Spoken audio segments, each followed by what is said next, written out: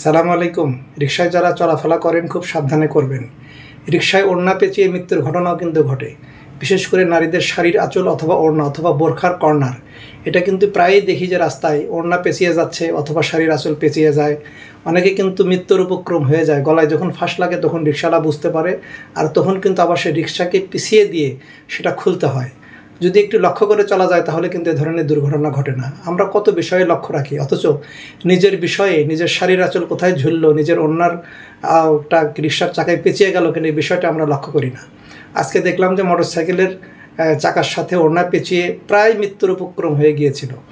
এক ভদ্রলোক এসে বললেন যে উনি নাকি তাকে বলেছিলেন যে আপনার চাকায় কিন্তু ওড়না পেঁচিয়ে যাচ্ছে, এবং এতে সে ক্ষিপ্ত হয়ে সে ভদ্রলোককে গালিও দিয়েছে যে আপনারা তো চিন্তা করতে হবে কিন্তু নিজের চাকায় তেল দেন।